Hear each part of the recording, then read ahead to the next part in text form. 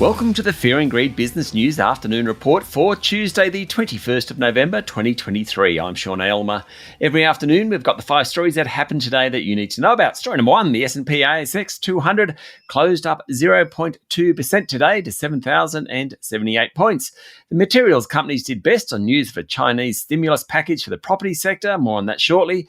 BHP jumped 1.4%, while Rio Tinto was 2% higher. Energy and financials also did well, while utilities were among the worst performers. Real estate investment trusts were also lower. The big 4 banks and Macquarie Group, well, they were all a bit higher, not much. The retailers had a bad day, with Woolworths and Wesfarmers both closing lower. Industrial property giant Goodman Group and tech leaders WiseTech Global and REA all closed down. In corporate news, Technology One's share price fell despite the group reporting a 16% jump in net profit on the back of higher revenue. Star Entertainment edged higher after the casino operator formally signed an agreement on its revised tax rates with the New South Wales government. Building materials group Brickworks, which, not surprisingly, makes bricks, it fell nearly 3%, even though it upped its full-year dividend. Then the big one this week, Origin Energy. Well, the vote draws closer.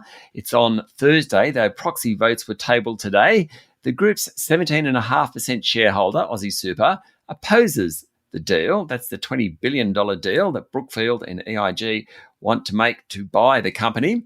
If any proxy votes came in and voted no, the board actually has the opportunity to go back to those shareholders and argue the case to vote yes. Today, the share price closed down 2% to $8.28. Given the offer price is around $9.43, it suggests shareholders don't think the deal will get done. Story number 2, the big international news today is that Beijing has drafted a list of 50 real estate companies that will be eligible for financing as the government moves to prop up the economy. The so-called white list immediately boosted sentiment in the real estate sector, but also in commodities. Iron ore prices jumped, for example. That commodity is a major ingredient in steel. Otherwise, oil held the bulk of its 2 days of gains on speculation that OPEC Plus may deepen supply cuts at a meeting this weekend. And the Aussie dollar climbed to a 3-month high, benefiting from a weaker US dollar and a rising Chinese yuan. Story number 3, Beijing has warned Australia against making reckless and irresponsible accusations against China after Prime Minister Anthony Albanese yesterday criticised the country over an incident last week where Australian Navy divers were injured.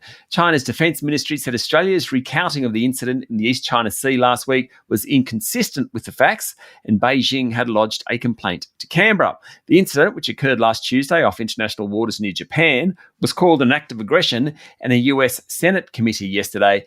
A Chinese Foreign Ministry spokeswoman said its nation's military was highly disciplined and always acts in accordance with international law and practice. She said it's important to protect the momentum of China-Australia relations on the back of this month's breakthrough trip to China by Albanese to meet President Xi Jinping. Story number 4, AGL Energy held its annual general meeting today, and while the board was spared a second strike on pay, which would have resulted in a spill of all board members, its major shareholder still isn't happy with the company's efforts to decarbonise. Mike Cannon-Brookes Grok Ventures abstained from voting on the remuneration report, but urged the board to set higher decarbonisation hurdles for executives' long-term incentives. Grok CEO Jeremy Kwong Law said the remuneration report incentivises the company to stand still while the rest of the energy market does the work. He called it old AGL thinking, whereby the company sat on the sidelines rather than leading from the front. And finally, story number 5, another hospital in the Gaza Strip has come under fire as the World Health Organization warns that the enclave's devastated health system has largely collapsed, with none of its functioning hospitals capable of handling complicated medical cases. At least 12 people were killed and dozens of others were wounded in the latest attack on the Indonesian hospital in a northern city in the region. That's according to the New York Times.